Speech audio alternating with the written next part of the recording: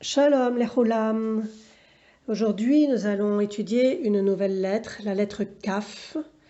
Et je vous avoue que c'est une lettre tellement mystérieuse, tellement infinie que je ne sais pas trop par quel bout la prendre. Je vais essayer quand même de balbutier quelques petites choses, mais sachant que tout ce que l'on pourra dire sera vraiment infiniment en deçà de la profondeur de cette lettre, tellement elle est infinie. Kaf, ça veut dire la paume de la main. D'ailleurs, vous voyez, quand on dessine cette lettre, elle ressemble vraiment à une paume. Une main ouverte, arrondie, comme pour soulever vers le haut. Ou aussi, si on va vers le bas, comme pour presser vers le bas, renverser, mais aussi c'est le geste de la protection, pour calmer, pour apaiser. En hébreu, kafa, c'est la racine du verbe calmer, apaiser. Et kef, ça signifie le creux d'un rocher. Donc là aussi, l'idée d'un abri. Et le féminin de Kaf, c'est kippa. La kippa, vous savez, c'est cette calotte qui est portée par les hommes en déférence vis-à-vis du sacré. Une sorte de couronne renversée qui protège l'homme de l'obscurité et lui apporte le reflet de la lumière originale. La lettre Kaf, c'est aussi la première lettre du mot Keter qui signifie la couronne. Keter, c'est aussi une séphira, c'est-à-dire un attribut, une énergie divine. Dans l'arbre des sphirotes, c'est la plus haute des séphirotes. C'est celle qui est au-delà. Keter, c'est le seul attribut dans lequel s'habille la lumière infinie d'Hachem. C'est-à-dire c'est un attribut qui est en dehors des autres. C'est le seul qui est directement en contact avec l'énergie sans fin, Ein Sof, sans fin. D'où ce côté absolument infini et insondable de la lettre Kaf, qui se rattache à cet attribut de Keter dans l'arbre des sphirotes. Cette lettre, elle provient du plus haut, elle vient du trône de gloire d'Hachem. D'ailleurs, le mot Kavod signifie honneur, puissance, gloire. Ce mot Kavod, vous voyez, commence par la lettre Kaf. Tout comme d'ailleurs le mot Keved qui signifie lourd. Quand on témoigne du respect à quelqu'un, on lui montre qu'il a de l'importance, qu'il a du poids. Et le mot foi se dit kaved. Alors quel rapport entre le respect, le foie et le poids? De même que le foie filtre le sang, qu'il emmagasine l'énergie sous forme de sucre et de graisse pour la redistribuer dans l'organisme, et bien de même, on va dire l'estime ou le respect ou l'honneur apporté à une personne est comme une forme d'énergie pour elle qui lui permet d'avoir confiance en elle-même et qui lui permet ensuite de poser des actes qui vont lui permettre d'agir parce qu'elle a confiance en elle. Et de même, on peut aussi, comme le foie, puiser dans nos propres réserves intérieures, chercher quels sont nos potentiels encore inexploités pour pouvoir le mettre en œuvre. Alors vous savez que dans l'alphabet hébreu, il y a un rapport entre toutes les lettres qui forment les unités et les lettres qui forment les dizaines et ensuite les lettres qui forment les centaines. Ça veut dire par exemple qu'il y a un rapport entre le Yud qui vaut 10 et le Aleph qui vaut 1. Le Kaf qui arrive après le Yud vaut 20. On est passé dans le régime des dizaines donc. Eh bien le Kaf est à mettre en rapport avec la lettre Bet. Bet qui représentait la création. Donc Kaf, c'est cette force qui permet de gérer la création, qui permet de gérer la matière.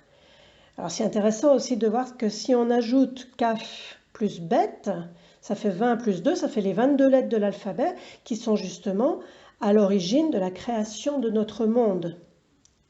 Donc vous voyez, Kaf, c'est ce que l'on arrive à prendre en main, ce que l'on assume, c'est la capacité à travailler les choses de ce monde. Et d'ailleurs, en hébreu, le mot « ki » signifie « parce que », c'est-à-dire que ça exprime une cause. « Ki », ça s'écrit « kaf yud », c'est donc notre capacité à assumer le yud divin. Et dans le récit de la création, que nous avons vu dans le dernier cours, où on avait le mot « tov » qui revenait comme un refrain, eh bien ce mot « tov » était toujours précédé de « ki ». « Ki tov », parce que ça s'est accompli, parce que c'est bon. Dieu a vu parce que c'était bon. Alors, ça veut dire quoi exactement, cette capacité d'assumer le Yud divin? Eh bien, ça veut dire que pour atteindre cette couronne, ce Keter, cette séphira la plus élevée, qui représente la connexion à l'Ain Sof, à l'infini, il faut d'abord faire un travail sur nous-mêmes, il faut réaliser toutes les qualités des 10 sphirotes. Donc il y a un travail qui se fait du haut vers le bas, c'est-à-dire qu'il y a un travail de descente de la lumière, une compréhension, mais cette compréhension doit ensuite être mise en application. Donc un travail de descente de la lumière du haut vers le bas, mais il faut qu'en bas, le réceptacle soit capable d'accueillir cette lumière qui vient d'en haut. Et donc c'est là qu'il va y avoir un travail à faire sur nous-mêmes. Et ce réceptacle, en hébreu, ça s'appelle le keli, keli qui commence aussi par la lettre kaf. Et si on veut que ce réceptacle soit capable d'accueillir cette lumière d'Hachem, il faut travailler sur ce réceptacle, il faut le préparer. Sinon, qu'est-ce qui va se passer? Le réceptacle va se briser, il va exploser. Et d'ailleurs, c'est intéressant de voir qu'en hébreu, le mot kilayon signifie destruction. Donc, vous voyez, dans le mot kilayon, vous retrouvez aussi la racine du mot keli, réceptacle. Et donc, si le réceptacle n'est pas apte à recevoir la lumière, il est détruit. Un autre mot aussi qui signifie la brûlure, c'est kviya. Kviya, c'est la brûlure. Ça veut dire qu'un trop grand dévoilement d'Hachem met notre existence en péril. Donc tout dépend de la manière dont nous arrivons à préparer notre keli, notre réceptacle pour accueillir cette lumière. Et ça, c'est tout le travail de l'homme en ce monde. Préparer le monde à recevoir la lumière d'en haut, à faire descendre la lumière d'en haut. Alors j'ai utilisé l'expression faire descendre la lumière et on remarque que le kaf peut s'écrire de deux manières différentes. Si la lettre se trouve au milieu d'un mot, comme je vous le disais tout à l'heure, c'est la paume d'une main. Et s'il se trouve à la fin d'un mot, on appelle ça une lettre finale, c'est le kaf sophite. Et dans ces cas-là, il se dessine comme ceci, vous voyez. Et là, on voit qu'il descend très profond. Donc une lettre qui possède une énergie énorme puisqu'elle vient de Keter et qui est capable de descendre au plus profond pour faire descendre cette lumière d'Hachem dans le monde. D'ailleurs c'est intéressant parce que le Kaf vaut 20. Or dans l'arbre des sphirotes il y a 10 sphirotes et donc l'énergie va circuler entre ces 10 sphirotes. D'abord elle va descendre du haut vers le bas, ça fait 10. Et ensuite, elle va remonter du bas vers le haut, ça fait encore 10. 10 plus 10, ça fera 20, ça fait la valeur de la lettre Kaf. Donc Kaf, vous voyez, c'est l'aller et retour de la lumière depuis Keter jusqu'à Malchut, et de Malchut à Keter. C'est donc le rythme d'une vibration, c'est un état de conscience supérieur de l'âme qui réfléchit la lumière reçue.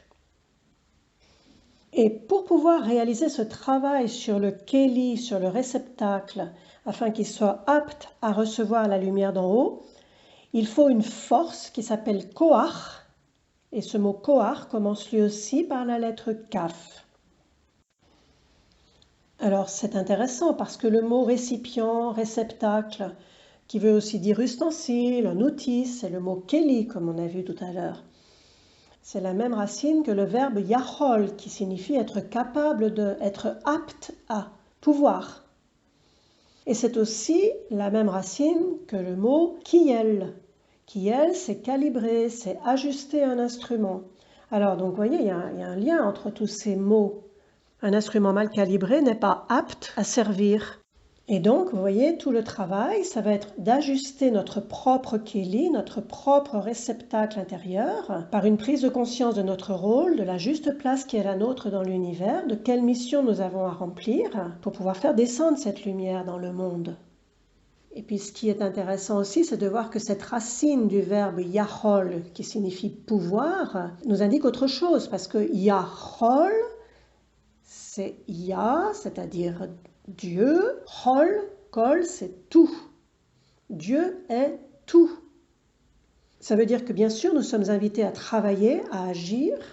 Nous pouvons faire des choses. Nous avons en nous un potentiel qui nous permet de faire des choses. Ce potentiel, c'est Koach, c'est cette force. Mais attention, il n'y en a qu'un, un seul qui est tout, qui est le tout, c'est Hachem. Et inversement, quand l'homme devient un véritable Keli, c'est-à-dire un véritable réceptacle capable d'accueillir et de faire descendre la lumière, alors ses capacités sont vraiment divines parce que Keli, ça veut dire Kolya. Kolya, tout Dieu. L'homme devient un outil parfaitement ajusté, un récipient complètement réceptif, les deux à la fois. Et à ce moment-là, ses capacités sont littéralement divines, entre guillemets. Puis il y a encore autre chose, c'est qu'en hébreu, le mot rein, l'organe des reins, se dit qu'il y a. Et le prophète Jérémie décrit Hachem comme celui qui scrute les cœurs et les reins. Le rein, ça évoque la conscience en fait. Et pourquoi le rein évoque la conscience?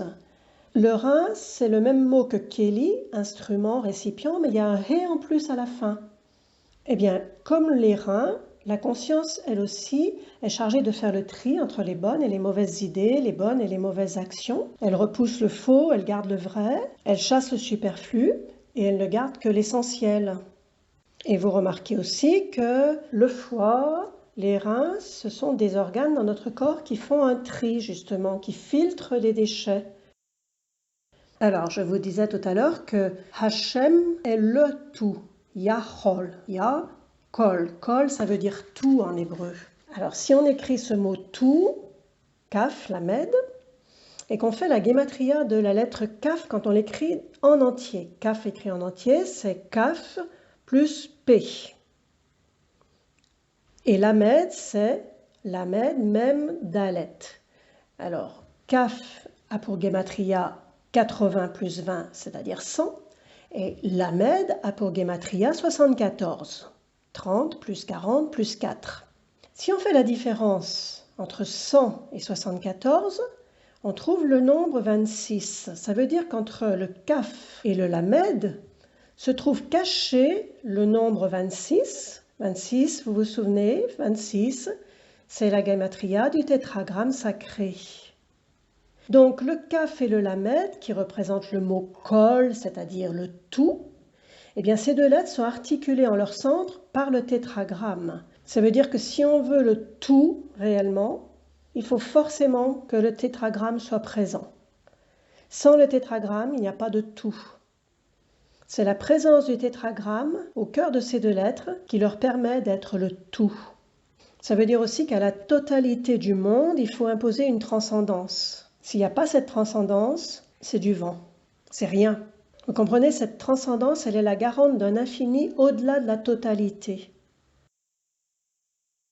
Et dans le mot Kol, vous avez donc la lettre Kaf qui représente le Keli, le contenant, et vous avez la lettre Lamed qui représente l'étude. Vous vous souvenez, on a vu que la lettre Lamed était rattachée au verbe lilmod qui signifie étudier.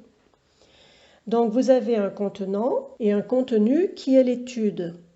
Mais si vous n'avez pas, entre ces deux lettres, que sont le contenant et le contenu, si vous n'avez pas la présence d'Hachem, le 26 du tétragramme sacré, ça n'a aucune valeur.